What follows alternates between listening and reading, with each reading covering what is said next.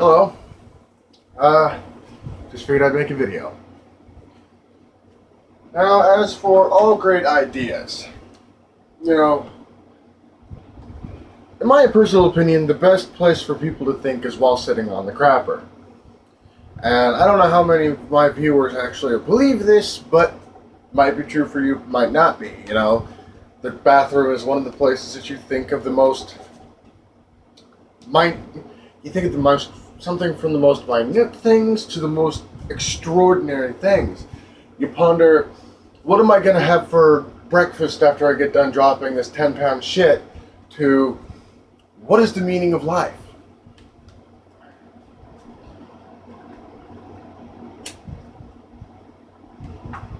Earlier today, I was taking a dump. And I was thinking about it. I was thinking about Banjo-Kazooie. Banjo-Kazooie came out in 1998. I was 7 years old at that time. 7! Now think about this, okay? When Banjo-Kazooie first came out, it was a hit.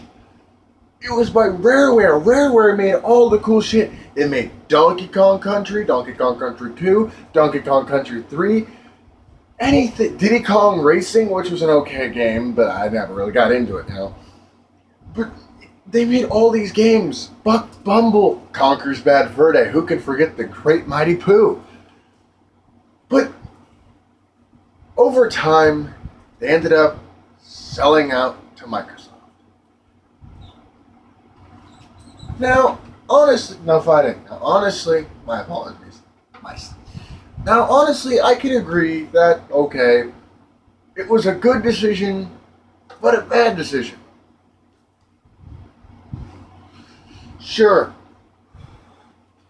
they made Banjo-Kazooie look brand new, you know? They took Banjo-Kazooie and Banjo-Tooie and they cleaned it up. No longer was it bricky, and it was smooth and clear. And I love it. I really do. Gruntilda no longer looks like a hexagonal fat bitch. She actually looks round. Banjo-Tooie, same thing. And then we have the game that took that whole franchise. Yes, Microsoft, you fucked up. You fucked up bad. You took one of the most best games that Nintendo and Rareware together created. It was the birth of an amazing game. And you took it and just stuck your money-grubbing thumb right up its butthole. You didn't even use lube. You just and made Banjo-Kazooie nuts and bolts. For those of you who have not played this atrocity, and have played the original Banjo-Kazooie and Banjo-Tooie, and ever, God forbid, Banjo-Kazooie for the GBA, I've played a small amount, didn't get into it.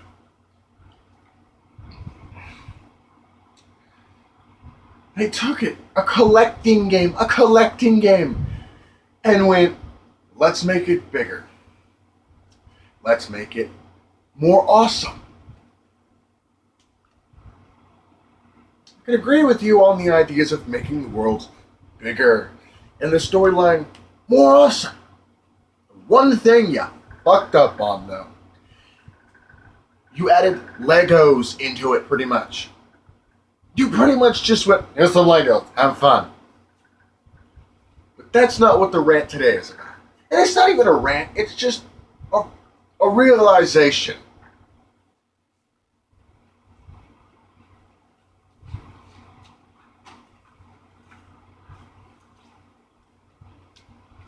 A realization that at the age that I'm at,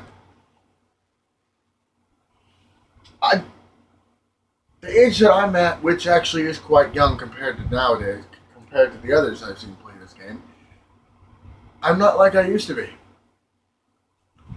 I mean, 1998, I was 7 years old.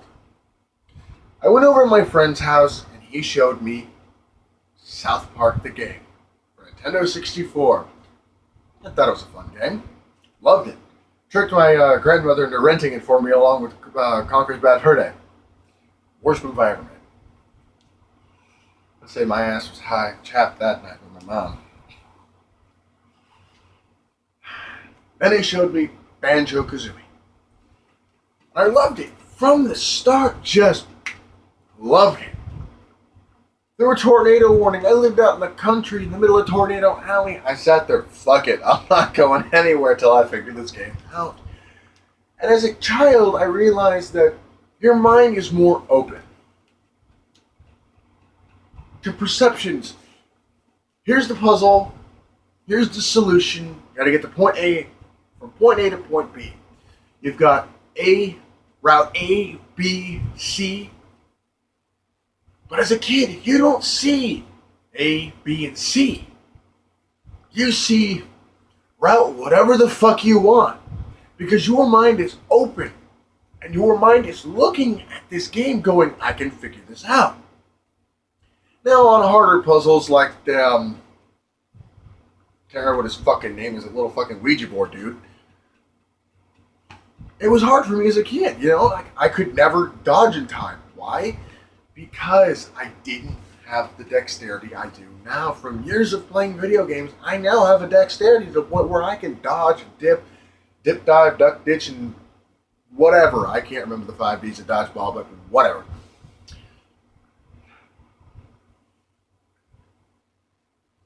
Now, my mind, as a 24-year-old, my mind is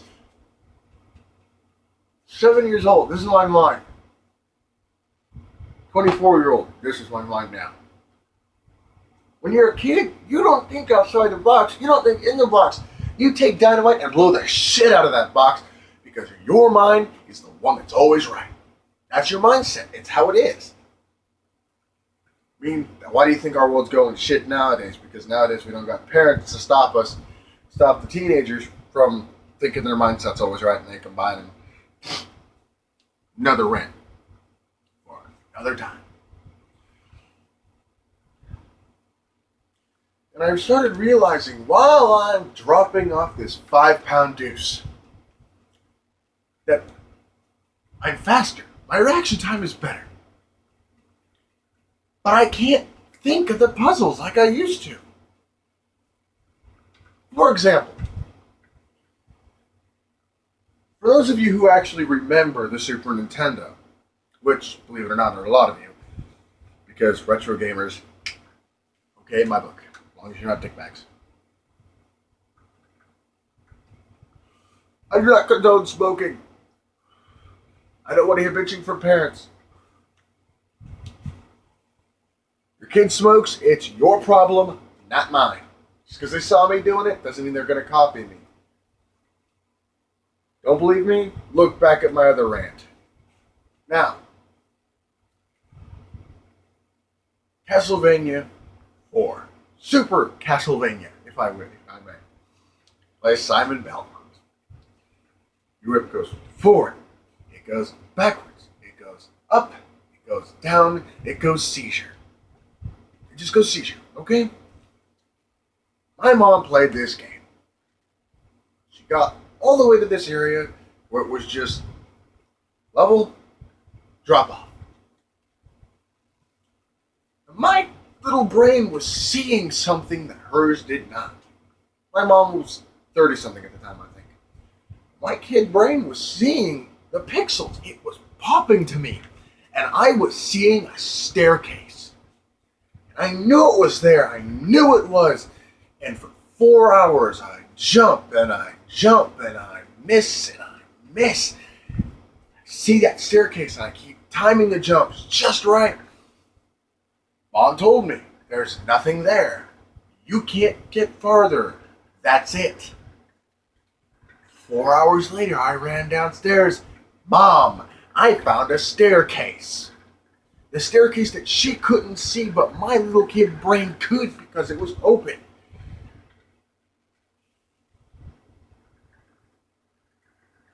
I've traded that in, and I didn't even know I did.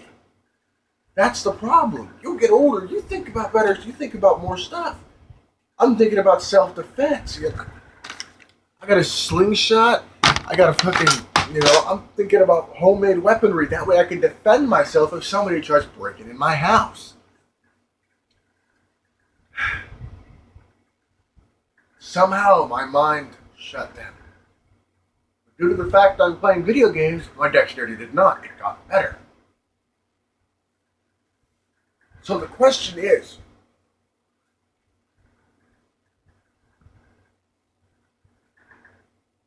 it worth trading your open-mindedness and innocence for the ability to play better? I mean, honestly, think about it. You're basically just taking the adventure out of the game. And that's what's happening with games nowadays.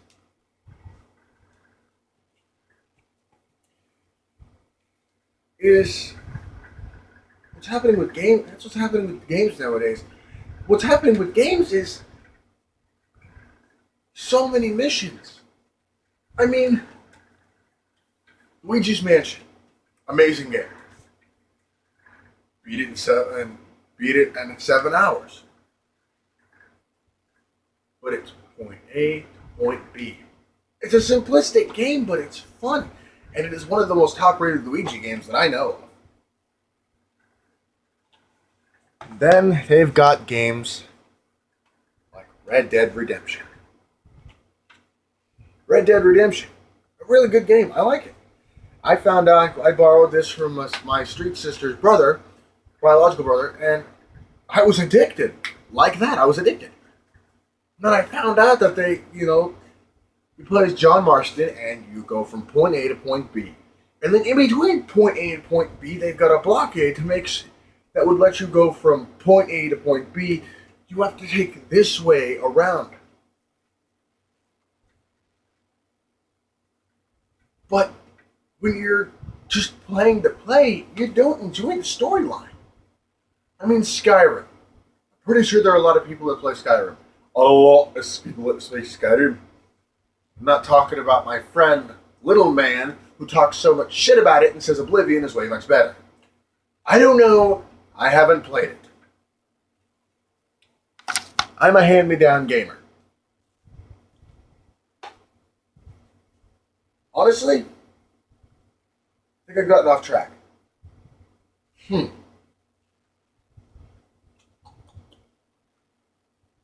Point A to point B. Basically, our minds are closing and we're losing the adventure, the sense of adventure in a game. Think about the first time you picked up a controller and you made Mario jump. Or you swung that sword in A Link to the Past.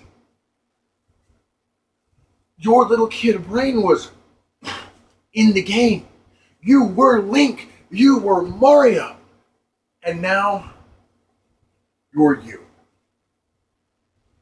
Controlling Link or Mario. Jumping, running, getting to the princess as fast as you can. All because why? You can.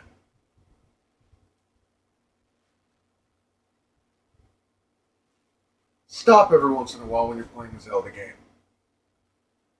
Beat up a cuckoo. Lose a life. On purpose if you have to. Get a game that's so excruciatingly hard that you have to open your mind again. That's all I have to say. And think about this. This whole rant was on the fly. Everything that S times 3 does is on the fly. If you like what you're seeing, please hit the subscribe button below.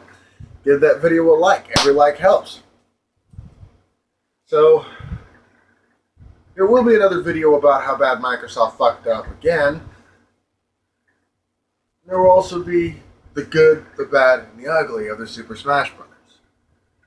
Sadly, I do all this stuff with my iPad, so I don't have the ability to make it all look pretty. You're just going to see my ugly guy the whole time. Once I do, you'll be sure to notice that my videos get a lot better. The only way I can do that is with your guys' help. Please hit that subscribe button, hit the like button, leave a comment. You can find me at Twitter. You can find me on Twitter, skifreakink.com.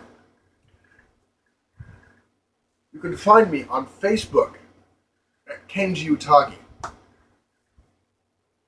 You can find me on Tumblr at Shadow King Elma.